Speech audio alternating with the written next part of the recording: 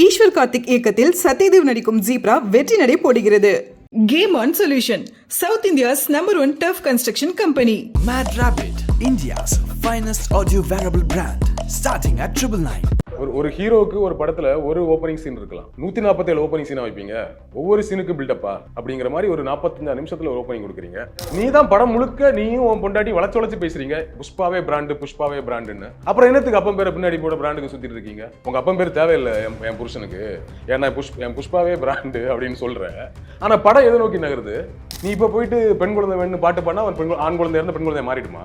என்னப்பா அடிப்படையோட சயின்ஸே இல்லையா உங்களுக்கு? தரையை தலையில் அடிச்சுட்டு ரிட்டர்ன் போற ரப்பர் பாலா? அப்படியே பின்னாடி காலை வச்சு மிதிச்சு பின்னாடி போயிட்டு அப்படியே ரிட்டர்ன் வர. என்ன ரப்பர் பால் கூட இவ்வளவு வேகமா வராது. ஏன்னா இந்த படம் மொத்தமே அபத்தம் தானே. இந்த படம் ஒரு வகையில மறைமுகமா இந்துத்துவத்தையும் இந்த சாமி விஷயத்தை திணிக்கிற ஒரு விஷயம் தான். நீங்க ரீசெண்டா நிறைய அது மாதிரி படம் பார்க்கலாம். RRR, அனிமல், காந்தாரா, இது எல்லாமே ஒரு அஜெண்டாவில் எடுக்கப்பட்ட படம். பகத் ஃபாசில் வந்து மலையாள ஆர்டிஸ்டா இருந்தாலும் அவர் நம்ம ஆர்டிஸ்ட் நம்ம பார்க்குறோம். எவ்வளவு one of the best performance in India. அவர் நடிச்சு நேஷனல் அவார்டு வாங்கினாரு. புஷ்பா 2 மாதிரி படம் நடிச்சு அவர் நேஷனல் அவார்டு வாங்க, புஷ்பா மாதிரி படம் நடிச்சு நேஷனல் அவார்டு வாங்கல. 2 பேரும் நேஷனல் அவார்டு வின்னர் தான். ஆனால் வித்தியாசம் இருக்கு. கோட்ல நம்ம என்னத்தை மைனஸா சொன்னோம்? அந்த 2 பாட்டு தான் மைனஸா சொன்னோம். தேவையில்லாம இதுக்கு பாட்டு வைக்கிறதுன்னு கேட்கிறோம். விஜய் படத்துல விஜய் ஆடுற டான்ஸ், விஜய் பாட்டத்தோட பாடல்கள்லாம் பார்த்து தான் விஜய் கொண்டாட ஆரம்பிச்ச நம்மளே கோட் படத்துல எதுக்கு படத்தை இன்ட்ரெஸ்டா போகும்போது எதுக்கு தேவையில்ல 2 பாட்டை கொண்டு வச்சிருக்கீங்கன்னு கேள்வி கேட்டோம்ல. ஸோ டியூன் ஆயிட்டோம். எல்லா படமே மறைமுகமா இந்துத்துவத்தை திணிக்கிற படம்.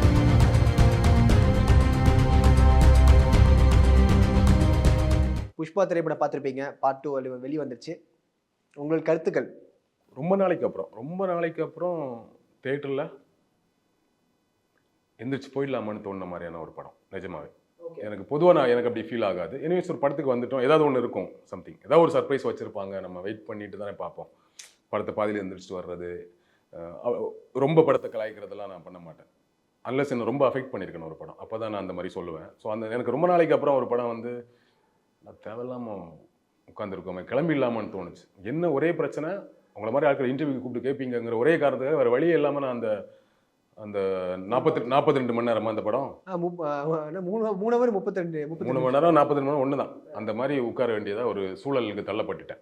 எந்த பாயிண்ட்ல நான் உங்களுக்கு தோணுச்சு இப்போ எஞ்சி போயிடலாம் அப்படின்றது? இல்லை, படம் ஆரம்பிக்கும் தோணிடுச்சு முதல் ஜப்பான் ஃபைட்லேயே. பட் அப்படி நம்ம கிளம்ப முடியாதுலாம், நல்லா இருக்காது. அதனால் வெயிட் பண்ணிட்டு இருந்தேன். செகண்ட் நினச்சேன் ஆக்சுவலி. ஃபர்ஸ்ட் ஹாஃப் எனக்கு ஒன்றும் இல்லை பெருசாக. படத்தோட டைட்டில் போட்டாங்கல்ல புஷ்பா 2ன்னு, எப்போ போட்டாங்க தெரியுமா? நடுவில் 45 நிமிஷம். அது வரைக்கும் இன்ட்ரோ. ஒரு ஹீரோவுக்கு ஒரு படத்துல ஒரு ஓப்பனிங் சீன் இருக்கலாம், 147 ஓப்பனிங் சீனா வைப்பீங்க. ஒவ்வொரு சீனுக்கு பில்டப்பா அப்படிங்கிற மாதிரி ஒரு 45 நிமிஷத்துல ஒரு ஓப்பனிங் கொடுக்குறீங்க. அப்பவே ஃபர்ஸ்ட் நினைச்சேன், இப்பதான் படம் தொடங்குதா, இதுக்கப்புறம் பயங்கரமா பண்ணுவாங்க போல, கிளம்பலாம் அப்ப நினைச்சேன். அதுக்கப்புறம் சரி ஓகே பாப்போம், வந்துட்டாலும் மெயின்டைன் பண்ணி ஒரு அட்ஜஸ்ட் பண்ணி இருந்தேன். செகண்ட் ஹாஃப் ஆரம்பிச்சு அந்த ஃபர்ஸ்ட் அந்த கடத்தல் சீக்வன்ஸ்லாம் இருக்குல்ல, அது ஒரு மாதிரியே போச்சு. சரி பரவாயில்ல, இனிமேல் ஒரு மாதிரி வேகமாக பண்ணிடுவாங்க போல. சரி ஃபர்ஸ்ட் ஹாஃப் பரவாயில்ல கூட, நல்லா இல்லை கூட பிரச்சனை இல்லை, செகண்ட் ஹாஃப்ல ஒரு மாதிரி தேத்திடுவாங்க அப்படின்னு ஒரு ஃபீல்ல இருந்தா அவ்வளோதாங்க. அந்த ஒரு 1/2 மணி நேரத்தில் அந்த சீக்வன்ஸ் முடியும். 2 கடத்தல், பார்டர் தாண்டினாங்க, அதோட நம்மளை பார்டர் தாண்ட வச்சுட்டாங்க. அதுக்கப்புறம் படம் எந்திரிக்கவே இல்லை. ஸோ அதுக்கப்புறம் ஃபுல்லாகவே நான் அந்த மூடில் தான் இருந்தேன். என்னடா இது என்ன பண்ணிட்டு இருக்காங்கன்னு தோணுச்சு. கதையை விட்டுட்டு படம் எங்கெங்கேயோ ட்ராவல் ஆகி உண்மையாக ரொம்ப வருத்தமாக இருந்தது. ஏன்னா நம்ம ஒரு படத்தை பார்க்க போகும்போது, அன்னைக்கு பெரிய படம் கண்டிப்பாக நம்ம ரிவ்யூ பண்ண வேண்டியது இருக்குது, இன்டர்வியூஸ் கொடுக்க வேண்டியது இருக்கும்போது நம்ம காலையில் சீக்கிரம் எந்திரிக்கிறோம். முதல் பிரச்சனை, காலையில் சீக்கிரம் பொதுவாக எந்திரிச்சாவே நமக்கு தலைவலிக்கும், கரெக்டாக? அதை தாண்டி ஒரு 43 மணி நேரம் ஒரு படத்தை எடுத்து ஒரு மனுஷனை உள்ளே உட்கார வச்சு செய் நீங்கள் செஞ்சீங்கன்னா எவ்வளோ தலைவலியோட ஒரு மனுஷன் வெளியே வரும். அந்த நாள் முழுக்க மன உளைச்சலாக இருக்கும் இல்லையா? அது மாதிரி இன்றைய நாள் முழுக்க இது கடைசி இன்டர்வியூ, மன உளைச்சல் தான் இருக்கிறேன். இதுக்கப்புறம் ஒரு இன்டர்வியூ இருக்கு, வேணாம் வரலன்ட்டேன் நான். இது வந்து பார்ட் 2 இல்லை பார்ட் 1லேருந்தே உங்களுக்கு இந்த முரண்பாடு இருக்கு? பார்ட் 1 எனக்கு பெருசாக பிடிக்கல. பட் அந்த படத்தில் அட்லீஸ்ட் ஒரு ஜேர்னி இருந்தது. எனக்கு பொதுவாக இந்த கான்செப்ட் வந்து செம்மர கடத்தலுங்கிற ஒரு கிரைம், அந்த கிரைம் பண்ணக்கூடிய ஒருத்தர் ஹீரோவா குளோரிஃபை பண்ற எனக்கு கான்செப்ட் பிடிக்கலன்னா கூட, படத்தை படமாக பாருங்கள், இவ்வளோ பொலிட்டிக்கலா பார்க்காதீங்கன்னு சொல்ற அந்த ஒரு தரப்புல இருந்து சொல்லும்போது அந்த படத்துல ஒரு ஜேர்னியாச்சும் இருந்தது. ஒரு சாதாரண ஒரு கூலி வேலையால் வந்து ஒரு அந்த சிண்டிகேட்டுக்கே தலைவராகிற ஒரு ஜேர்னி இருந்தது. அவனுக்கு ஒரு பெயின் இருந்தது, ஒரு புறக்கணிப்பு இருந்தது. அதெல்லாம் தாண்டி வந்து ஜெயிக்கிறாங்கிற ஒரு லாஜிக் இருந்தது. அதுலேயும் லேக் இருந்துச்சு. இந்த ராஷ்மிகா வர ஏரியாலாம் ஒரு மாதிரி ஒஸ்ட் பண்ணியிருப்பானுங்க. பட் ஃபைன், பட் ஏதோ ஒரு ஜேர்னி ஒன்று ஃபீல் பண்ணியிருக்காங்க அப்படின்னு நினச்சி அதை நான் அக்செப்ட் பண்ணிப்பேன் ஓரளவுக்கு. பட் இதில் எனக்கு எதையுமே அக்செப்ட் பண்ண முடியல. ஒரு நல்ல ஐடியா இருந்தது ஆக்சுவலி, நான் கவர்மெண்ட்டே மாத்திரம் எனக்காக அப்படிங்கிற மாதிரி ஒரு இருக்கு. அதுதான் படம். இந்த படத்தோட கதை என்ன, பெரிய டான் ஆகிட்டாரு. இதுக்கப்புறம் என்ன, கவர்மெண்ட் தனக்கு இவ்வளோ பெரிய டான் ஆனால் கூட இந்த கவர்மெண்ட் எனக்கு சப்போர்ட்டாக இல்லையே, முதலமைச்சர் என்ன வந்து சீப்பாக தானே நினைக்கிறான், அப்போ நான் உருவாக்குறேன் முதலமைச்சருங்கிற கான்செப்ட் ரொம்ப அற்புதமான கான்செப்ட். அப்போ அதுதானே படம். இந்த படத்தில் என்ன முடிச்சுட்டு வெளியே வந்தோம், அவங்க அப்பன் பேரை பின்னாடி போடுறது படம் ஆயிடுச்சுல்ல. நீ தான் படம் முழுக்க நீயும் உன் பொண்டாட்டி வளைச்சு பேசுறீங்க, புஷ்பாவே பிராண்டு புஷ்பாவே பிராண்டுன்னு. அப்புறம் என்னத்துக்கு அப்பன் பேரை பின்னாடி போட பிராண்டுக்கு சுத்திட்டு இருக்கீங்க? உங்க அப்பன் பேர் தேவையில்லை என் புருஷனுக்கு, ஏன்னா என் புஷ்பாவே பிராண்டு அப்படின்னு சொல்ற. ஆனா படம் எதை நோக்கி நகருது? கடைசியா கல்யாண கார்டுல பேர் போட்டாங்களாம், என்ன ஒரு மகிழ்ச்சி. நீ தான் பிராண்ட் ஆச்சு. நீ என்னத்துக்கு அந்த பேர்? அது ஒரு விஷயம். இன்னொன்னு, புஷ்பாவோட கேரக்டர் என்ன? சுயமரியாதை, பயங்கரமான செல்ஃப் ரெஸ்பெக்டான ஆளு. கால் மேல கால் போட கூடாதுன்னு சொன்னதுனால தான் இந்த ஜேர்னியே ஆரம்பிக்குது. அப்படிப்பட்டவன் இவனே ஒரு பிராண்டா இருந்ததுக்கு அப்புறம் அப்பன் பேரை பின்னாடி போட சுத்துவானா?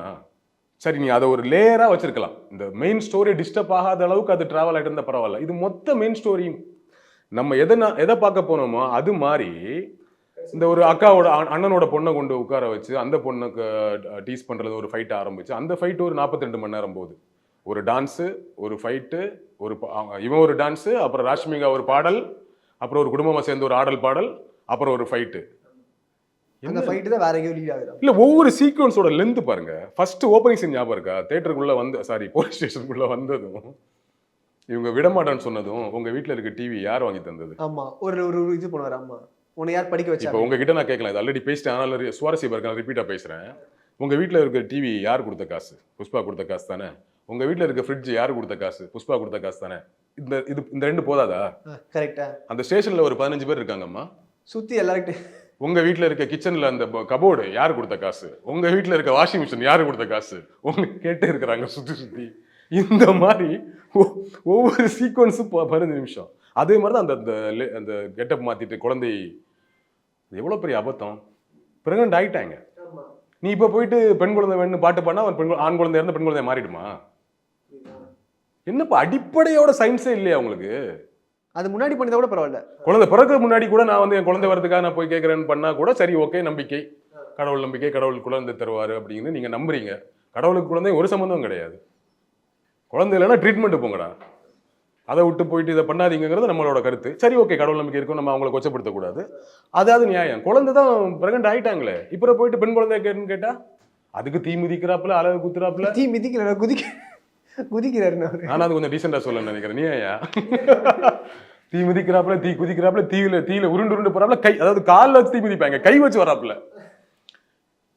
அப்போ இந்த கான்செப்டை சயின்ஸுக்கு எதிரானது ஃபர்ஸ்ட். அதுக்குள்ள நீ இவ்வளவு மூட நம்பிக்கையை திணிக்கிற. அதுவும் ஒரு பெண் வேஷம் போட்டு நீ ஆடுற, அப்புறம் அது அப்படியே காளியா மாதிரி அம்மனா மாதிரி ஃபைட் பண்ற. அந்த மாதிரி அம்மன் எப்படி இருப்பாங்க இப்படி எல்லாம் ஒன்று நம்ம போட்டோஸ் பார்த்துருக்கோம்ல, அந்த மாதிரி விஷுவல் வர்ற மாதிரி ஃபைட் பண்ற. என்ன சொல்ல வர்ற படத்துல? அதே கெட்டப்ப கிளைமேக்ஸ்ல கொண்டு போயிட்டு அதே மாதிரி ஒரு அம்மன் கெட்டப்ல இருந்து ஃபைட் பண்றேன். தலையில இடிச்சுட்டு ரிட்டர்ன் போற. ரப்பர் பாலா? அப்படியே பின்னாடி காலை வச்சு மிதிச்சு பின்னாடி போயிட்டு அப்படியே ரிட்டர்ன் வர. என்ன ரப்பர் பால் கூட இவ்வளவு வேகமா வராது. அது என்ன ஒரு சின்ன பால் உருண்டையா ஃபுல்லா இருக்குமே நம்ம குழந்தைங்க பவுன்சிங் பால் மாதிரி தான். அது மாதிரி வராப்புல. நல்ல வேலை எனக்கு தான் பிடிக்கலன்னு நினைச்சேன். தியேட்டர்ல மக்கள் எப்படி புரிஞ்சுப்பாங்க தெரியாது. தந்தியில எல்லாம் எழுதிட்டாங்க கடித்தே கொல்லும் காட்சிகள்ன்ட்டு. ஆமா, எனக்கு லாஜிக்கே புரியல. நான் ஃபர்ஸ்ட் பார்ட்ல ஒரு நிமிஷம், நீ படம் பிடிக்கும் தானே ரிவ்யூ ஆரம்பிக்க முன்னாடி சொன்னேன். இப்போ என்ன நெகட்டிவா பேசுறீங்க? இல்ல, நல்லா இருக்கு, கொஞ்சம் நல்லா இருக்கு. அதை சொல்றேன். ஃபர்ஸ்ட் பார்ட்ல 2 கையை கட்டி போட்டு சண்டை போடுவாங்க, கால் வச்சு ஓடுவாப்லன்னு. அதை அப்படியே ரீகலெக்ட் பண்ணி கையும் காலையும் கட்டி போடுங்க அப்படின்னா எப்படி சண்டை போடான்னு பார்த்தோம் நாங்க. சரி, ஏதாவது ஒருத்தவங்க கத்தியை வச்சு கயிறை கட் பண்ணுவாங்கன்னு பார்த்தா அதை வச்சு சண்டை போடுறாரு. அது இப்போ முழங்கால உட்காந்துருப்பல கையும் காலும் கட்டிட்டாங்க. எனக்கு நேரா விஸ்வரூபம் கமல் சார் ஞாபகம் வந்துட்டார். அவர் அங்கேருந்து தானே அந்த மாதிரி ஏதோ ஒன்று பண்ணிடுவாப்புல போலன்னு பார்த்தா தலைவன் அங்கேருந்து ஒரு சவுண்டு விட்டு ஒரு 16 அடி பறந்து போய் கடிச்சே ஒருத்தனை கொண்டாம பார்க்கணும். சரி, ஒருத்தனை கொண்ட சரி, அப்படியே கடிச்சிட வேண்டியதானப்பா. இவ்வளவு தூரம் பறந்து போய் அவனை கடிச்சு கொள்றது, நீ கயிறை கடிச்சிட வேண்டியதானே இப்படி வளைஞ்சு போய். இல்ல, அந்த பொண்ணுமே ஓடி போய் ஒளிறாங்க. அவங்க கூட கயிறை கழட்டி விடலாம்ல. சரி, ஒரு 2 பேரை கடிச்சு கொண்டு இருந்தா சரி, ஓகே, கடிச்சிட்டாரு அவர் கோபத்துல குழந்தைக்காக. அப்புறம் ஃபைட் பண்ணக்கூடாது. அவன் ஃபைட்ல 3/4 வயசு போயிட்டு கடிச்சுதான் கொள்றாரு எல்லாருமே. என்னங்க இது? எனக்கு புரியல. அதுவும் படத்தோட கிளைமேக்ஸ் ரொம்ப முக்கியம் இல்ல. கிளைமேக்ஸ்ல போயிட்டு கடிச்சு கொள்ற காட்சி. இன்னொன்னு நீங்க யோசிச்சு பாருங்க, இந்த குழந்தையை கடத்திட்டு போயிட்டு வச்சிருப்பாங்க, மனைவியை கடத்திட்டு போய் வச்சிருப்பாங்க, இல்ல மருமகளை சொந்தக்காரங்க கடத்துவாங்க. அதை அப்புறம் இவர் போயிட்டு அந்த இடத்துக்கு தனியா தான் வரணுமாங்க. இவர் தனியா போவாரு. தனியா போய்ட்டு அவங்க எல்லாம் சேர்ந்து அடிச்சிருவாங்க. சாகர டெத் பெட்ல இருக்கும்போது அங்கேருந்து எந்திரிச்சு காப்பாத்து வரல. இதை நான் எம்ஜிஆர் காலத்துலேருந்து பார்த்துட்டு இருக்கேன். MGR sir, Sivaji sir, Rajini sir, Kamal sir, Vijayakanth, Arjun, Prabhu, Sarathkumar, Sathyaraj, Bhagyaraj, வேற யாரு? முந்தானத்து வந்த வீரம் படத்துல அஜித் வரையும் பண்ணிட்டாப்ல இந்த குடும்பம் கடத்துறது. கரெக்டா? அதையே இன்னும் பண்ணுவீங்க. ஆனா இப்ப படங்களை பார்க்கும்போது அவர் என்ன பண்றாரு, ஏதாவது இந்த கேங்ஸ்டர்லாம் பார்க்கும்போது கெட்ட வார்த்தை பேசும் பொண்ணுங்க இருந்தாங்க. பேசக்கூடாது, ஆமாம் பொண்ணு தள்ளி போங்கம்மா அப்படின்ட்டாரு. ஆனால் அதே கூட்டத்தில் ஃபீமேல் வந்து ஒரு ஐட்டம் டான்ஸோ ஒரு கிளாமரஸ் டான்ஸோ ஆட வைக்கிறாங்க. இது எந்த அளவுக்கு நான் இது பார்க்குறது? ஏன்னா டேரக்டர் வந்து இப்படியும் ஒன்று சொல்கிறாரு, பொண்ணுங்க முன்னாடி கெட்ட வார்த்தை பேசாதீங்க, பொண்ணுங்களை மதிக்கின்றாரு, இப்படியும் காட்டுறாரு. மனைவி சொல்றதை கேட்கணுன்ற மனைவி சொல்லிட்டு கேட்கணும். இந்த படத்துல ஒரு நல்ல மெசேஜ் அதுதான். ஒரே ஒரு பிடிச்ச விஷயம், எனக்கு 2 விஷயம் இந்த படத்துல பிடிச்சிருந்தது. ஒன்று மனைவி சொல்றதை கேளுங்க அப்படின்றது. மனைவி சொல்ல கேட்க வேண்டாங்கிற பொதுவாக ஒரு டாக் இருக்குல்ல, பொண்டாடி பேச்சை கேட்டால் கேட்டு போயிடுவேன், பிஸ்னஸ் வேற, ஒய்ஃபை வீட்டில் வச்சுக்கோ, அதெல்லாம் கேட்காதன்னு சொல்லுவோம்ல. இல்லை ஒய்ஃப் பேச்சை கேட்கலாம் அப்படிங்கிற மாதிரி ஒரு கான்செப்டை லாஜிக்காக சரியோ தப்போ, பட் அப்படி ஒரு விஷயத்த சொன்னதுக்கு ஒன்று. இன்னொன்று வந்து அந்த பொலிட்டீஷியனாக வராருல, ஃபகத் ஃபாசில் கூட சட்டையெல்லாம் கட்டு, அவரோட பெர்ஃபார்மன்ஸ் எனக்கு பிடிச்சிருந்தது. அவர் வர சீக்வன்ஸ் எல்லாமே கொஞ்சம் நல்லா இருந்தது, இன்ட்ரெஸ்டிங்காக இருந்துச்சு. இந்த 2 விஷயம் தான் எனக்கு கொஞ்சம் ஆறுதலாக இருந்தது. அதை தாண்டி எனக்கு ஏகப்பட்ட பிரச்சனை இருக்கும்போது இது அவ்வளோ பெரிய பிரச்சனை இல்லை. ஓகே ஓகேவா? இப்போ நீங்கள் கேட்டது வந்து ஓகே, அது சும்மா அந்த இடத்துல கெட்ட வார்த்தை பேசுறது பொண்ணுங்க இருந்ததும் வேணான்றாரு. அது ஒரு தனி சீன். அந்த சீனில் அவர் லாஜிக் பார்க்குறாரு, அது ஒரு சீனாக கிரியேட் பண்ணுறாரு. இது தனி சீன். ஆல்ரெடி நாங்கள் புஷ்பா 1ல் சமந்தா ஆட விட்டு ஹிட் பார்த்துருக்கோம்ல, அதனால இந்த பாட்டில் ஒருத்தங்களை ஆட விடுறோம். இவங்க பேர் என்ன? ஸ்ரீலீலா. இவங்கள ஆட வச்சு நாங்கள் ஹிட் பார்க்கலாம்னு நினச்சிருக்காங்க. அந்த பாட்டு அது நல்லா இருந்துச்சு. இந்த பாட்டும் நல்லா இல்லை, ஆக்சுவலி எனக்கு கனெக்ட் ஆகலை. அந்த பாட்டு ஒரு மாதிரி ஆண்களை முழுவதும் முழுமையாக கலாய்க்கிற மாதிரி இருக்கும். ஃபைன். அது இன்னொன்று டியூனாவே கலாய்க்கிற மாதிரி லிரிக்ஸ் இருந்தால் மட்டும் போதாது இல்லை, அது டியூனாவே பாட்டு நல்லா இருந்தது. இது பாட்டு எனக்கு பெருசாக கனெக்ட் ஆகலை. இன்னொன்று அந்த பேட்டர்னில் அப்படியே இங்கே ஒரு பேட்டர்ன் வைக்கணுமா என்ன? தேவையில்லை. இன்னொன்று இந்த பாட்டுமே, இந்த படத்தில் வரக்கூடிய பாடல்கள் எல்லாமே கதையை டிஸ்டர்ப் பண்ணுது. நீ ஆல்ரெடி படத்தை 3 மணி நேரம் 20 நிமிஷம் எடுத்து வச்சிருக்கீங்க, அதில் வேறு இந்த பாடல்கள் வேறு வச்சு பாடல் தூக்கிட்டா கூட ஒரு 20 நிமிஷம் கம்மியாக இருக்கும்ல. ஸோ இந்த லாஜிக் ஒன்று இருக்குது. அவ்வளோ தூரம் திங்க் பண்ணி படம் எடுக்கிறவங்க மாதிரி இவ்வளோ தெரில. ஏன்னா இந்த படம் மொத்தமே அபத்தம் தானே. இந்த படம் ஒரு வகையில் மறைமுகமாக இந்துத்துவத்தையோ இந்த சாமி விஷயத்தை திணிக்கிற ஒரு விஷயம் தான். நீங்கள் ரீசெண்டாக நிறைய அது மாதிரி படம் பார்க்கலாம். RRR, அனிமல், காந்தாரா, இது எல்லாமே ஒரு அஜெண்டாவில் எடுக்கப்பட்ட படம். ஆனால் இதில் ஒரு என்ன நல்ல விஷயம்னா, சில படங்கள் வந்து படத்தை படமாக பாருங்கிற ஆங்கிளில் பார்க்குறதுக்கு இன்ட்ரெஸ்ட்டாக இருக்கும். இப்போ RRR இங்கே படமாக பார்க்கும்போது ரொம்ப இன்ட்ரெஸ்ட்டாக இருக்கும். கிளைமேக்ஸ் தான் சம்மந்தம் எல்லாம் பறந்து வந்து ராமர் கட்டப்பில் அம்புலாம் விடுவாப்புல. ஓகேவா? அது தேவையில்லாமல் ஒரு அஜெண்டா தான் அது. நீங்கள் அனிமல் பார்த்தீங்கன்னா ஸ்வஸ்திக், அதை காப்பாற்றுறது தான். அது ஒட்டுமொத்த இந்துத்துவத்தையும் இங்கே இருக்கக்கூடிய சில விஷயங்களை காப்பாற்றுறதுக்கான அஜெண்டாவில் எடுக்கப்பட்ட படம். காந்தாரா வந்து இங்கே இருக்க மூட நம்பிக்கைகள்லாம் க்ளோரிஃபை பண்ணி ட்ரைபில் மலைவாழ் மக்களுக்கு 1000 பிரச்சனை இருக்குது, அதெல்லாம் பேசாமல் அவங்கள வாழ்க்கையே அவன் வேட்டைக்கு போகிற மாதிரியும் குடிச்சிட்டு கும்மால் அடிக்கிற மாதிரியும், பண்ணையார் வந்து போகிற டைமில் தவறுதான வேலைக்கு போகும்போது ஒரு டார்ச்சர் அடிச்சுட்டே போவாப்புல. அந்த மாதிரி படமே டோட்டலி ராங். ஆனால் இந்த படங்களில் ஒரு சில படங்கள் வந்து நமக்கு வந்து கமர்ஷியலாக பார்க்கறதுக்கு அது என்கேஜிங்காக இருந்தது. இதில் அதுவுமே இல்லைங்கிறது தான். இதில் அதுவுமே இல்லை, ரொம்ப லேகு. ஃபர்ஸ்ட் ஹாஃபும் லேகு, செகண்ட் ஹாஃபும் லேகு. சிலர்லாம் வந்து ஏதோ ஃபர்ஸ்ட் ஹாஃப் நல்லா இருக்குன்னா ஃபர்ஸ்ட் ஹாஃப் எங்கே நல்லா இருக்குன்னு எனக்கு புரியலையே. எனக்கு செகண்ட் ஹாஃபில் அந்த போர்ஷன் இருக்குல்ல, அந்த கடத்தல் போர்ஷன்ஸ் இது. அப்புறம் ஃபகத் வந்து ஒரே ஒரு சீக்வன்ஸ் மட்டும் தான் ஃபகத்துக்கு ஒர்க் அவுட் ஆயிருந்தது. அந்த ஒரு போலீஸ் ஆஃபீஸர் பாலத்திலேருந்து கொண்டு வரப்பல, அந்த ஒரு சீக்வன்ஸ் மட்டும்தான் ஃபகத்து கொஞ்சம் ஸ்கோர் பண்ணுற மாதிரி இருந்தது. இந்த மாதிரி ஒரு 2-3 சீக்வன்ஸை தவிர படத்தில் எங்கேயுமே ஒர்க் அவுட் ஆகலை, எதுவுமே கனெக்ட் ஆகலை. ஏதாச்சும் ஒரு எமோஷன், இவ்வளோ எமோஷன் பண்ணுறாங்களே, ஏதாச்சும் ஒரு எமோஷனில் உங்களுக்கு கண்ணு கலங்குச்சா? இல்லை. அதான் அப்போ ஒரு கண்ணு கலங்கணும், அல்லது அட்லீஸ்ட் எனக்கு ஒரு தொண்டை கம்மணும். எனக்கு சில காட்சிகள் நம்ம கனெக்ட் பண்ணணும்ல, அந்த மாதிரி எந்த கனெக்ட்டுமே இல்லாமல் நீங்கள் வந்து எமோஷனில் பக்கமாக எடுத்து வச்சா என்னது? கல்யாண கார்டை பார்த்துட்டு அழுறாரு. இப்போ கல்யாண கார்டு தான் இவ்வளோ பிரச்சனையா? இது ஒரு பிரச்சனையா ஐயா உலகத்தில்? அப்படிங்கிற மாதிரி இருந்துச்சு. ஸோ ஏகப்பட்ட பிரச்சனை இருக்கும்போது இதுக்கு நீங்கள் கேட்டால் அது ஒரு பிரச்சனை இல்லை, அதோட 1000 பிரச்சனை படத்தில் இருக்குது.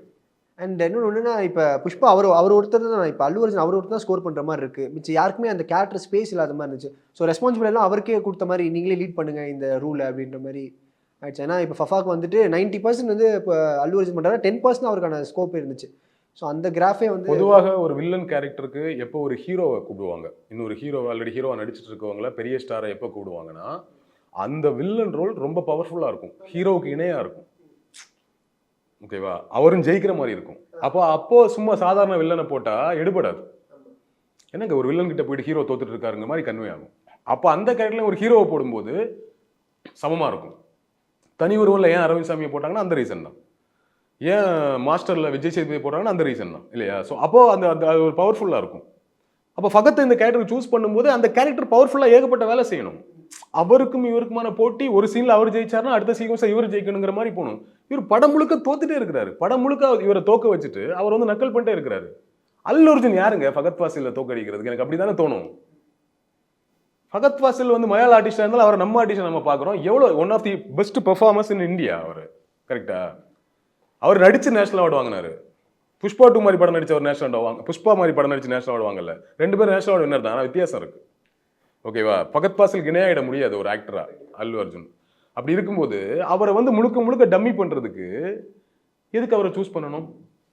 ஃப்ரெண்ட்ஷிப்புக்காக பண்ணுவாங்க, ஈவன் சேலரி நல்லா வருது கூட பண்ணுவாங்க. ஒரு கமர்ஷியல் படத்தில் ஒன்று பண்ணலாமே, ஒரு பெரிய படத்தில் இருக்கலாமே கூட பண்ணுவாங்க, கதை கேட்கும்போது நல்லா இருந்திருக்கும். பட் இது வந்து ஃபகத்தை யூஸ் பண்ணிக்கவே கூடாது. இனிமேல் எனக்கு தெரிஞ்சு ஃபகத் ஜென்மத்து இந்த மாதிரி வில்லன் படம் நடிக்க மாட்டார், பெரிய படத்துக்கு போக மாட்டார்.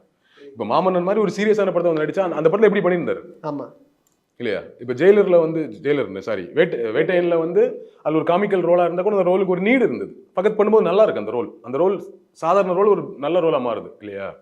விக்ரம்ல வந்து பண்ணும்போது அந்த படமே ஃபர்ஸ்ட் ஹாஃப் மொத்தத்தை அவர் தான் ஹோல்ட் பண்ண, ஃபர்ஸ்ட் ஹாஃப் படமே ஃபகத் ஃபாசில் படம் தான், கரெக்டா? கமல் சாரே இல்லை, செகண்ட் ஹாஃப் தான் வருவார். ஆமா. ஸோ அப்படி ரோல் தான் கொடுக்கணும் அவருக்கு. அவரை கொண்டு போயிட்டு வில்லனை நடிக்க வச்சு கோமாளித்தனம் பண்ண விட்டு படம் முழுக்க இவர் வந்து அவரை என்னத்துது ரொம்ப வருத்தமாக இருந்தது எனக்கு. ஃபகத் ஃபாசில் அந்த கேரக்டரை பண்ணும்போது பண்ணக்கூடாது, இவங்கெல்லாம் காசு இருந்தால் கூட நடிக்கக்கூடாது. எனக்கு தெரிஞ்சு காசுக்கால நடிக்கிற ஆள் கிடையாது ஃபகத்து. சரி ஒரு பெரிய படம் ஓகே, பேன் இண்டியா மாதிரி ஒரு இருக்கும், சரி ஒன்று பண்ணலாமேன்னு ஒரு நல்லெண்ணத்தோட வந்திருப்பாங்க. But worst.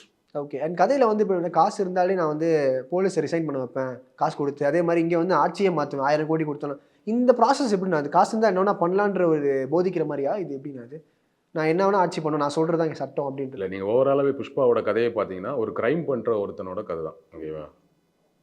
அவன் கிரிமினல் தான், அவன் நல்ல ராபின்ஹுட் கூட கிடையாது. ராபின்ஹுட் அப்படின்னா இருக்கிறவங்ககிட்ட திருடி இல்லாதவங்களுக்கு கொடுக்குற ஒரு கேரக்டர் தான் ராபின்ஹுட் கேரக்டர். நீங்கள் ஜேம்ஸ் வாட் படத்துலேருந்து இங்கே வந்து பெரிய படங்கள் எல்லாமே, இப்போ வில்லன் அஜித் நடித்த வில்லன் படமாக இருக்கலாம், நிறைய படங்கள் அப்படி தான் இருக்கும். அமிதாப் நிறைய படம் நடிச்சிருக்காரு, ரஜினி நடிச்சிருக்காரு. ஸோ அவங்களோட நெகட்டிவ் கேரக்டர் கூட அவங்க ஒரு கொள்ளையடிப்பாங்க, ஆனால் அதுக்காக அந்த காசை எடுத்து வந்து மக்களுக்கு கொடுப்பாங்க. இது வந்து ராபின்ஹுட் கான்செப்ட்னு சொல்லுவாங்க. இது அப்படி கிடையாது. இவன் கிரைம் பண்ணுறான். ஓகேவா? இவன் யாருக்கும் வந்து அப்படி பெருசாக யாரையும் வாழ வச்ச மாதிரி தெரியல இல்லை. இவன் கிரைம் பண்ணுறான், துப்பாக்கி எடுத்து நடு ரோட்டில் சுற்றுறான், யார் வந்தாலும் அந்த மாதிரி தான் இருக்கிறான். அப்போ கிரிமினல் மோசமான ஒரு கேரக்டர் தான் குளோரிஃபை பண்ணி தான் ஒரு படம் எடுக்கிறாங்க. அப்போ அப்படியே படமாக எடுக்கும்போது அதில் இது என்ன மேட்ரு? அவனை அவ்வளோ பெரிய டானா காட்டுறாங்க. ஸோ அவன் வந்து என்ன வேணால் பண்ணிக்கலாங்கிற மாதிரி. ஸோ இங்கே தான் இந்த எத்திக்கலே இல்லையே. இது ரொம்ப தப்பான ஒரு கேரக்டரை நம்ம குளோரிஃபை பண்ணுற மாதிரி ஒரு படம் எடுக்கிறோம்னு யோசிச்சா இந்த படமே பண்ணியிருக்க முடியாது. அப்போ அதே பண்ணுறோம் அப்படிங்கும்போது அதுக்குள்ளே என்ன வேணால் பண்ணலாமே. பட் லாஜிக்கலி இதெல்லாம் பாசிபிள் இல்லைங்கிறது வேற விஷயம். ஒரே நாள் எல்லாத்தையும் போய் அடித்து முடிக்கிறதுங்கெல்லாம் அவ்வளோ ஈஸி கிடையாது. பட் சினிமாவா ஓகே ஃபைன், சினிமாவில் அதெல்லாம் நான் எடுத்துக்கலாம்னு வச்சுக்கோங்க. நம்ம இப்போ முழுக்க லாஜிக் பிள்ளை பற்றி பேசல. நான் முழுக்க லாஜிக்கும் பார்க்கல. எனக்கு படமாவே என்கேஜிங்காக இல்லைன்றேன். படமாக என்கேஜிங்காக இருந்துச்சுன்னா எனக்கு லாஜிக் தோணாது, லாஜிக் மிஸ்டேக் தோணாது. இப்போ இந்த படத்துல நான் அந்த கடத்தல் சீக்வன்ஸ் நல்லா இருக்குன்னு சொன்னேன், ஆனால் எத்தனை கிலோமீட்டர் தண்ணியிலே ஓட்டிட்டு போகிறாங்க லாரியை, லாஜிக்கை பார்த்து எத்தனை கிலோமீட்டர் போவீங்கன்னு நான் கேட்கணும்ல. பட் ஃபைன் பரவாயில்ல, அந்த சீக்வன்ஸ் நல்லா இன்ட்ரெஸ்ட்டாக இருக்குது. அவன் எல்லாம் ரோட்டில் பிளான் பண்ணிட்டு இருக்கும்போது இங்கே டைவர்ட் பண்ற மாதிரி ஏன் ஆத்து வழியா போறாங்க, அங்க போகணும், அங்க கூட ஒரு ட்விஸ்ட் இருக்கு, அது பிடிச்சதுக்கு ஒரு ட்விஸ்ட் இருக்குங்கிறது சீக்வன்ஸ் இஸ் ஃபைன். கடலுக்குள்ள எப்படி போறோம் பண்ணா அது ஒரு ஓகே. இந்த மாதிரி எனக்கு சீக்வன்ஸா ஃபைனா இருந்துட்டாவே நான் லாஜிக் பார்க்க மாட்டேன். பட் இது அப்படி இல்லையே. ஓவராலாவே உங்களுக்கு சீக்வன்ஸாவே இன்ட்ரெஸ்ட் இல்லை அப்படிங்கும்போது எனக்கு ஒட்டுமொத்தமா லாஜிக் பிள்ளை தெரிஞ்சுட்டே இருக்கு. கிளைமேக்ஸ்ல கொண்டு போய் ஹெலிகாப்டரை கொண்டு பாலாடஞ்ச மண்டபத்தில் இருக்கிறீங்க, செம்ம காமெடியா இருந்துச்சு எனக்கு. ஹெலிகாப்டரை பாலாடஞ்ச மண்டபத்தில் கொண்டு இறக்கிட்டாங்க, இறக்குறத கூட நான் மன்னிச்சிருவேன். பைலட் அவர் உள்ள இருப்பாரு, அவர்கிட்ட போயிட்டு இறங்குனா அவரு ரொம்ப கூலா எல்லாம் சுவிட்ச் ஆஃப் பண்ணிட்டு இறங்கி போவார்ல, கேஷுவலா இறங்குவாரு. ஆமா ரொம்ப கேஷுவலா கூலா இறங்குவாரு. எதுக்கு இந்த ஷாட் மேல வந்துட்டீங்க, மேல இருந்து குதிக்கிற மாதிரி வச்சிருக்கலாமே. கரெக்ட். ஏதாவது ரோப், நானும் அதான் நினைச்சேன், ரோப் மாதிரி ஏதாவது பிடிச்சி அப்படியே. ரோப்லாம் வேணாங்க, இவர் ஃபர்ஸ்ட் இதுலயே வந்து பல கிலோமீட்டர் குதிச்சிட்டாரு. ஆமா இந்த கிரேன்ல. ஆமா அதனால இவர் மேல இருந்து டேரக்டா கூட குதிக்கலாம், ரோப்லாம் தேவையில்ல, டேரக்டா கூட குதிக்கலாம், அது ப்ராப்ளம் இல்ல. எப்படி ஹெலிகாப்டர் இந்த ஹெலிகாப்டர் இறக்குறதுக்கு ஒரு தனியா ஒரு இடம் வேணும் தெரியுமா? ஹெலிபேட் அந்த இது வேணும், ஒரு தரையிறங்கு தளம் வேணும். நீங்க என்ன பாலடைஞ்ச பில்டிங் உள்ள ஹெலிகாப்டர் இருக்கிறீங்க? அந்த ரெக்கையெல்லாம் வர கொஞ்சம் இடிச்சிட்டு, ரெக்கையெல்லாம் இடிச்சா மூலம் என்னையே நினைச்சிட்டு இருக்கீங்க, நாங்க என்ன நினைச்சிட்டு இருக்கீங்கன்னு எனக்கு புரியல. இந்த ஹெலிகாப்டர் இறக்கிறீங்க, பறந்து வாயால கடிச்சு ஒரு 140 பேரை கொல்றீங்க, பார்க்குறோம் என்ன நினைச்சிட்டு இருக்கீங்க. எனக்கு என்ன ரொம்ப வருத்தமா இருந்ததுன்னா, சமீப நாட்களாக தான் நம்ம வந்து நல்ல படங்கள் பார்க்க கல்ச்சர் அதிகமாக இருக்கு. முன்னாடியே நல்ல படங்கள் பார்த்துருக்கோம், நல்ல படங்களோட வச்சிருந்தா கூட அந்த பெர்சன்டேஜ் ஆஃப் ஆடியன்ஸ் கம்மியாக தான் இருந்துச்சு. இப்போ ரீசெண்ட் டேஸில் கொரோனாவுக்கு அப்புறம், அது இந்த ஓடிடி எல்லாம் வந்ததுக்கப்புறம் நம்ம நிறைய வேற்றுமொழி படங்கள் பார்க்க ஆரம்பிச்சிருக்கோம், ஃபாரின் மூவிஸ் பார்க்க ஆரம்பிச்சிருக்கோம், உலக திரைப்படங்கள் பார்க்க ஆரம்பிச்சிருக்கோம், பக்கத்து ஸ்டேட் மலையாள படங்கள் நிறைய பார்க்க ஆரம்பிச்சிருக்கோம். இப்போ என்ன கேட்குறோம், என்ன நல்ல படங்கள் அங்கே வந்து நீங்கள் எப்படி எடுத்துட்டீங்கன்னு கேட்க ஆரம்பிச்சோம் கிரியேட்டர்ஸ் கிட்ட. இப்போ கிரியேட்டர்ஸ்க்கு நம்ம ஒரு விதமான ப்ரெஷரை கொடுத்துட்டோம், நல்ல படம் எடுக்கணும். கமர்ஷியல் படமாக இருந்தால் கூட நீங்கள் வந்து முன்னாடி மாதிரி மசாலா கிண்ட முடியாது, விக்ரம் மாதிரி எடுக்கணும், இல்லை கைதி மாதிரி எடுக்கணும், இல்லை வந்து மார்க் ஆண்டனி மாதிரி எடுக்கணும், லப்பர் பந்து மாதிரி, அதெல்லாம் கமர்ஷியல் மூவி தானே. ஈவன் மகாராஜா உட்பட எல்லாமே கமர்ஷியல் மூவி தான். கமர்ஷியலாக இருந்தால் கூட அதில் எனக்கு புதுசாகவும் என்கேஜிங்காகவும் இன்ட்ரெஸ்டிங்காகவும் அந்த அந்த யூஷுவல் கமர்ஷியல் பேட்டர்னே மாறிடுச்சு. நம்ம பழைய ஒரு பாட்டு, ஒரு ஃபைட்டு, ஒரு ஃபேமிலி சென்டிமெண்ட், ஒரு காமெடி, இதெல்லாம் நம்ம விரும்புறது இல்லை. எதிர்பார்க்கலாம். இந்தியன் 2 என்ன கலாய்ச்சோம்? கோட்ல நம்ம என்னத்தை மைனஸா சொன்னோம்? அந்த 2 பாட்டு தான் மைனஸா சொன்னோம். தேவையில்லாம இதுக்கு பாட்டு வைக்கிறது தானே கேட்குறோம். விஜய் படத்துல விஜய் ஆடுற டான்ஸ், விஜய் பாட்டத்தோட பாடல்கள்லாம் பார்த்து தான் விஜயை கொண்டாட ஆரம்பிச்ச நம்மளே கோட் படத்துல எதுக்கு படத்தை இன்ட்ரெஸ்டா போகும்போது எதுக்கு தேவையில்ல 2 பாட்டை கொண்டு வச்சிருக்கீங்கன்னு கேள்வி கேட்டோம்ல. ஸோ டியூன் ஆயிட்டோம். டியூன் ஆகி நம்ம கிரியேட்டர்ஸ் கிட்ட வேற ஒன்று நம்ம டிமாண்ட் பண்றோம். நம்ம ஒரு கிரியேட்டர்ஸ் கிட்ட, ஓகேவா, நம்ம ஒரு கிரியேட்டர்ஸ்க்குலாம் ஒரு ப்ரெஷர் வந்துச்சு. இன்னும் நல்ல படம் பார்க்க ஆரம்பிச்சிட்டாங்க, நம்ம கிட்ட நல்ல படம் கேட்குறாங்களே மாதிரி செட் ஆஃப் கிரியேட்டர்ஸ்க்கு ப்ரெஷர் வந்துருச்சு. இப்படி இருக்கும்போது இந்த மாதிரி படத்தை கொண்டு வந்து பக்கத்து ஊர்ல இருந்தெல்லாம் இந்த மாதிரி படத்தை கொண்டு வந்து போட்டு நம்மளை திரும்பவும் நல்ல படம் பார்த்துறாதீங்க ஐயா, இதே பாருங்க, என்ன இதான் கரெக்டாக இருக்கும். சாமி கட்டப்பில் நாங்கள் ஆடுவோம், கடிச்சே ஒரு 100 பேரை கொல்லுவோம், படத்தை ஒரு 3.5 மணி ரிலீஸ் பண்ணுவோம், சென்டிமெண்ட், ஒய்ஃபு கூட வந்து கொஞ்சம் கூட பொய்டிக் காட்சிகளை இல்லாமல் ஒரு மாதிரி ஒரு ஒரு ஒஸ்டான ரொமான்டிக் சீனை வைப்போம், முழுக்க முழுக்க மசாலா கிண்டுவோம், குறைந்தபட்ச துணியை கட்டி ஒரு ஹீரோயினை ஆட விடுவோம். இதெல்லாம் எத்தனை வருஷத்துக்கு முன்னாடி பண்ண கல்ச்சர்? இதெல்லாம் தப்புங்கன்னு நம்மளை எஜுகேட் பண்ண ஆரம்பிச்சிட்டாங்க. இப்போ ரீசெண்ட் டைம்ஸ் நம்ம அதெல்லாம் பேசி அந்த மாதிரி படம்லாம் தப்புங்கிற மெத்தடுக்கு வரும்போது அதெல்லாம் பார்க்காதீங்க, ஏன் இதான் பெஸ்ட்டு, இவங்க சொல்லலாம் கேட்காங்க, இதே பார்த்து பழங்குன்ட்டு நம்ம கிட்ட கொண்டு இறக்குறது இருக்குல்ல. இதை வேற நம்மளால பார்த்துட்டு பாதி பேர் நல்லா இருக்குன்றான். அவன் மேல குத்தம் சொல்லல, அவனை ஒரு மாதிரி திணிக்கிறது, படத்தை பெருசா ப்ரொமோட் பண்றது, பாட்டு ஃபைட்டுன்னு சொல்லிட்டு நல்லா இருக்கு போலையே அப்படிங்கிற மாதிரி ஒரு ஃபீலை கொடுக்குறது. நம்ம ஊர்ல அது மாதிரி 100 படங்கள் இருக்கு. ரொம்ப ஆவரேஜான படத்தை நல்லா இருக்குன்னு சொல்லி இவனே சூப்பரா இருக்கே படம்னு சொல்ல வச்சு. ஆமா, அது ஒரு வகையான மாப் மென்டாலிட்டி. ஒரு 100 பேர் போற இடத்துல ஒரு 50 பேர் நல்லா இருக்குன்ட்டா, என்ன நல்லா இருக்குன்ட்டாங்கன்னு இவனு சொல்லிடுவான். இவன் சொல்றது மட்டும் இல்ல, அப்ப நல்லா தான் இருக்கு போல, நமக்கு தான் ஒர்க் அவுட் ஆகலமோ இவன் நினைச்சிருவான். அது ஒரு வகையான கைண்ட் ஆஃப் ப்ரொமோஷன், அது ஒரு வகையான வேலை. அது அந்த மாதிரி ஒரு வேலையை செய்யறது இருக்குல்ல. அப்ப திரும்பவும் நீ பழையபடியே வா, முன்னாடி இந்த மாதிரி மசாலா படமே பாரு அப்படிங்கிற மாதிரி நம்மளை டியூன் பண்ணிட்டு இருக்காங்க. ஸோ இதுக்காக நான் வந்து நீங்க ஆர்ட் ஃபிலிம் எடுங்க, சீரியஸான படம் எடுங்கன்னு சொல்ல, நீங்க கமர்ஷியல் படமே எடுங்க, ஆனா எங்களை என்கேஜிங் எடுங்க. மார்க் ஆண்டனி நாங்க என்ஜாய் பண்ணோம்ல, முழுக்க என்ஜாய் பண்ணோம். விக்ரம் நாங்க என்ஜாய் பண்ணோம்ல, கைதி நாங்க என்ஜாய் பண்ணோம்ல, லப்பர்பந்த் நாங்க என்ஜாய் பண்ணோம்ல, மெய்யழகன் கூட நாங்க என்ஜாய் பண்ணோம். ஸ்லோவா தான் இருக்கு, ஆனா இந்த படம் எனக்கு என்கேஜிங் இருக்குன்னு என்ஜாய் பண்ண பிடிச்சவங்க நிறைய பேர் இருந்தாங்கல்ல. ஸோ எனக்கு புதுசா கொடு, நீ கமர்ஷியல் படமே கொடு, ஆனா புதுசா கொடு, பாட்டு கூட கொடு, ஃபைட்டு கொடு, ஆனா சும்மா ஆட விட்டு கிடக்குறது. அந்த மாதிரி நம்ம மாறி வந்துட்டு இருக்கும்போது இது வந்து திரும்பவும் நம்மளை ஒரு மாதிரி மசாலாத்தனமான படங்களை கொண்டு வந்து நம்ம தலையில கட்டி நம்மளே நல்லா இருக்குன்னு சொல்லி படத்தை ஓட வைக்கிறது இருக்குல்ல, இதை அனுமதிக்க கூடாதுங்கிற ஒரே காரணத்துக்காக தான் நான் வந்து யூஸ்வலாக படத்தெல்லாம் இவ்வளோ நெகட்டிவாக பேச மாட்டேன். ஸோ அதுக்காக தான் நான் பேசிட்டு இருக்கேன். அண்ட் இங்கே இருக்க தமிழ் ஆக்டர்ஸ் இருக்காங்கண்ணா, இப்போ அஜித், விஜய் யாராக இருக்கணும், இவங்க இந்த மாதிரி படத்தை சூஸ் பண்ணி நடிச்சிருந்தாங்கன்னா இங்கே ஆடியன்ஸ் என்ன அதை ஏற்றிருப்பாங்களா? ஏற்றிருப்பாங்க இல்லை, இந்த நான் அப்போ இதுக்கு கேள்வி நான் கேஜிஎஃப்லேருந்து ஆரம்பிக்கணும். கேஜிஎஃப் படத்தை நம்மளால் ஒருத்தர் நடிச்சு தான் நீங்கள் வரவேற்றிருப்பீங்களா? யோசிப்பாங்க யாரும், எப்படா ஒரே ஆள் வந்து இத்தனை பேர் அடிக்கிறாங்க, ஒரு ஆள் எப்படி 2 லட்சம் பேர் அடிக்க முடியும் ஒரு படத்தில்? எனக்கு தெரிஞ்சு ஒரு 2 லட்சம் கம்மியாக தான் சொல்லுவேன், ஒரு 4 லட்சம் பேர் அடிச்சிருப்பாப்ல அந்த படத்தில் யாஷ். கரெக்டா? தோட்டா எதுவும் பாயாது மேலே அடிச்சு நொறுக்கிட்டே இருப்பாப்ல. அதை நம்ம ஒரு ஹீரோ பண்ணியிருந்தா ஒத்துக்கிட்டு இருப்போமா? கலாய்களான்கள் என்னையா அது, கத்தனாலே கேட்க மாட்டாங்க. நீங்க கேஜிஎஃப் படம் அந்த சின்ன வயசு பையனா உட்காந்து ஸ்டேஷன்ல போலீஸ்காரனை எடுத்து பேசுவாங்க தெரியுமா? நான் அந்த படம் தியேட்டர்ல பார்க்கல, கேஜிஎஃப் ஓடிடி தான் பார்த்தேன். அந்த காட்சி வரும்போது ஆஃப் பண்ணிட்டு போயிட்டேன், என்னால தாங்க முடியல. அது எப்படி ஒரு குட்டி பையன் போலீஸ் ஸ்டேஷன்ல ஒரு போலீஸ் ஆஃபீஸர் எடுத்து பேச முடியும்? என்ன வேணா எடுப்பீங்களா? அட்லீஸ்ட் ஒரு டீனேஜாவது இருக்கணும்ல, ஒரு தைரியமாவது இருக்கும். குழந்தைங்க எப்படிங்க பேச முடியும்னு இருக்குல்ல. அங்கிருந்து நம்ம கலாய்க்க ஆரம்பிச்சிருவோம். ஆனா கேஜிஎஃப் இங்க கொண்டாடிட்டோம், புஷ்பாவையும் கொண்டாடிட்டோம். இதுவும் அதே தான். நீங்க யோசிச்சு பாருங்க, இந்த மாதிரி ஒரு சாமி கெட்டப்ல நம்ம ஒரு ஹீரோ விஜயோ, அஜித்தோ, விக்ரமோ, சூர்யாவோ, சிம்புவோ, தனுஷா, யாராவது இருக்கு, பெரிய ஸ்டார்ஸ் யாராச்சும் இப்படி ஒரு கேரக்டர் வந்தா நீங்க தியேட்டர்ல என்னென்ன அநியாயம் பண்ணிருப்பீங்க, படத்தை வெளியே வந்து கழுவி ஊத்திருப்பீங்க. இதுல நம்மளால பாதி பேர் வந்து நல்லா இருக்கிற சொல்ற போது எனக்கு வந்து ரொம்ப வருத்தமும் ஆத்திரமும் வருது. எனக்கு எப்படி சொல்ல முடியுது? இவ்வளோ லாஜிக் போல இருக்கு, படமாவும் என்கேஜிங்கா இல்லை, அபத்தமா இருக்கு. அது பக்கத்து ஸ்டாருங்கிறக்கா நீ ஓகேன்னு சொல்றியா? இப்போ மலையாள படத்தை வந்து நல்லா இருக்குன்னு சொல்ற, அப்போ கூட சில ஆவரேஜான படத்தோட நல்லா இருக்குன்னு சொல்ற அப்படின்னு ஒரு இன்னும் இருக்கு. எனிவேஸ் அது வந்து இந்த மாதிரி அபத்தமான படங்கள் நம்ம நல்லா இருக்குன்னு சொல்றது இல்லை. ஒரு கமர்ஷியல் மசாலா படத்தை போயிட்டு மலையாள படம் சூப்பராக நம்ம சொல்றது இல்லை. அங்க வரக்கூடிய கான்டென்ட் ஓரியன்டான படங்களை தான் நம்ம நல்லா இருக்குன்னு சொல்றோம். கரெக்டா? ஆனா இங்க என்ன சொல்லிட்டு இருக்கிற நீ? கேஜிஎஃப் மாதிரி ஒரு படத்தை கொண்டாடுற, இப்போ புஷ்பா மாதிரியான ஒரு படத்தை கொண்டாடுற. கேஜிஎஃப் ஆச்சு அட்லீஸ்ட் என்கேஜிங் உட்காந்து பார்க்கவாது முடியும். 12 லட்சம் பேர் மொத்தம் 2 பார்ட் ஒரு 12 லட்சம் பேர் அடிச்சிருந்தா கூட உட்காந்து பார்க்கறதுக்காச்சும் என்கேஜிங்கா இருக்குன்னு வச்சுக்கோங்களேன். இங்க அதுவும் இல்லை.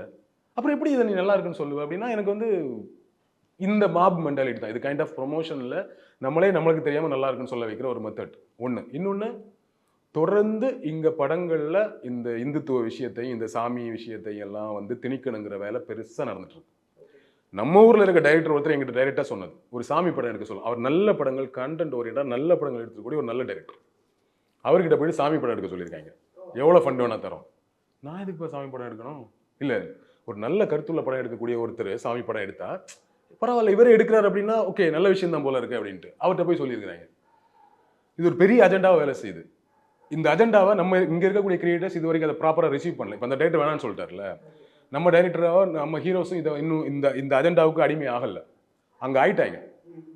காந்தாரா, புஷ்பா 2, RRR, அனிமல் எல்லாம் இந்த அஜெண்டாவில் வர படம் தான். எல்லா படமே மறைமுகமா இந்துத்துவத்தை திணிக்கிற படம். அதாவது இங்க தேசப்பட்டுன்னு ஒரு செட் ஆஃப் படம் எடுத்து ஒரு வேலையை ஒரு அஜெண்டாவில் ஒரு வேலை செஞ்சாங்கல்ல. இப்போ தேசப்பட்டு சொன்னா நம்ம ஊர்ல சந்தேகமா பார்க்குறான். என்ன தேசப்பட்டுன்றா, சங்கியா இருப்பானோ அப்படின்றான். ஓகேவா? அதனால ஆன்மீகன்றது தேசத்தை விட்டுறது. ஆன்மீகத்தை வெறுமனே ராமரை மட்டும் சொன்னா அதில் எல்லாரோட தெய்வத்தையும் சொல்லு, அம்மனை சொல்லு, ஒரு பழங்குடி தெய்வத்தை சொல்லு, ஏதோ ஒரு வகையில் ஆன்மீகத்தை சொல்லி இதை வந்து ஒன்றிணைக்கணும் ஒரு மாதிரி. இது ஒரு பெரிய அஜெண்டா. முஸ்லீம்களுக்கு எகென்ஸ்டா ஒரு அஜெண்டாவோட எடுக்கப்பட்ட படம் தான் இங்க தேசப்பட்டு படங்கள், ஆர்மி படங்கள் இன்னும் எடுத்துட்டே இருக்கிறாங்க. அது மாதிரி இந்த அஜெண்டாவை சீரியஸா ஆரம்பிச்சிட்டாங்க. இந்த 2-3 வருஷத்துல ரொம்ப சீரியஸா போயிட்டு இருக்கு. எனக்கு பதட்டமா இருக்கு. நம்ம ஒரு ஹீரோ யாரும் இந்த மாதிரி சிவதாண்டவமோ ஒரு ராமர் கட்டப்லேயே வந்து அடுத்து ஆடிடுவாங்களோ, ஃபைட் பண்ணுவாங்களோ, பதட்டமா இருக்கு. ஏன்னா நம்ம ஒரு ஆடியன்ஸ் எல்லாத்தையுமே ரொம்ப பொலிட்டிக்கலா பார்ப்பாங்கன்னு சொல்ல முடியாது. அந்த பதட்டம் எனக்கு இந்த படத்தை பார்க்க இன்னும் அதிகமாச்சு. நீங்க பாருங்க, நீங்க அந்த பாட்டை பாருங்க. அந்த பாட்டுல எதுக்கு சரி நீங்க வந்து சாமிகிட்ட வேண்டுறீங்க, சாமிகிட்ட வேண்டி அது அந்த கெட்டப்ல வந்து தீ மிதிச்சு என்னென்னவோ பண்றது இருக்குல்ல, டூ மச். அதே கெட்டப்ல கிளைமேக்ஸ்லையும் கொண்டு வந்து ஒரு ஃபைட்டை பண்ணும்போது அவர் அம்மனை மாறிட்டாரு. அவர் என்ன வேணா பண்ணலாங்கிற மாதிரி ஒரு திணிக்கிறது இருக்குல்ல. அதுக்கு ஒரு பின்னாடி ஒரு பயங்கரமா சாமி மியூசிக் போட்டு சாமியாக ப்ரொஜெக்ட் பண்ண காமிச்சிட்டாங்க அப்படி. ஸோ இதெல்லாம் ஒரு அஜெண்டாவில் எடுக்கப்பட்ட படம். அப்போ அந்த ஆங்கிளை நம்ம ஆடியன்ஸ் பார்க்கணும்னு நான் விரும்புறேன்.